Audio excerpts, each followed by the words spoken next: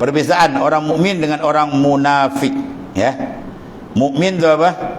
Orang yang ada iman di dalam qalbi dia. Ya. Munafik tu apa? Orang yang ada nifak di dalam qalbi. Sebab dua sifat ni sifat dalam. Mukmin lawan dia munafik. Orang yang ada nifak, sifat tu nifak. Bila orang ada sifat nifak, maka tuan dia dipanggil munafik. Ya. Kalau iman tu sifat, iman tu ada kat seorang, maka orang tu dipanggil mukmin. Jadi munafik lawan dia apa? Mukmin lawan dia munafik. Islam lawan dia kafir.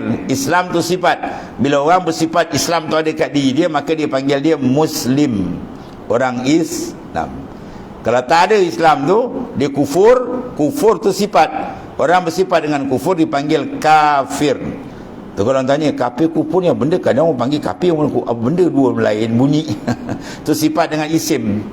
Ya, nama dengan isim. Bila ada sifat dia kufur, maka tuan dia tu dinamakan kafir. Bila ada sifat Islam tu kat diri dia, maka orang tu panggil muslim, orang yang Islam. Begitu sini Pak.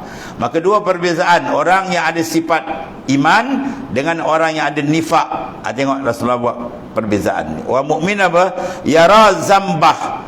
Orang mukmin dia melihat dosa dia tu seperti melihat akan bukit atasnya, padahal takut ia bahawa jatuh bukit atasnya.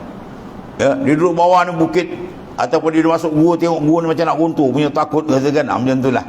Dia buat dosa kecil tu rasa macam bukit nampak dia. Sebaliknya pula orang munafik melihat dosa tu macam lalat hinggap di hidung. Lalat kau hinggap kat hidung kita apa? Kita kejar dia tak? Mana dia? Alih-alih macam tu je. Macam tu je kan. Makna apa? Tidak ada kesungguhan, main-main. Tu. Itulah bezanya. Sebab orang beriman, dia akan rasa hebat, ya, amal tadi, dan dia rasa gerun dengan maksiat. Sebab maksiat ni sengaja daripada benda yang memutuskan kontak rohani kita dengan Tuhan. Kita nak pergi hadap diri ke Tuhan, nak pergi dekatkan diri, bukan senang dan ni.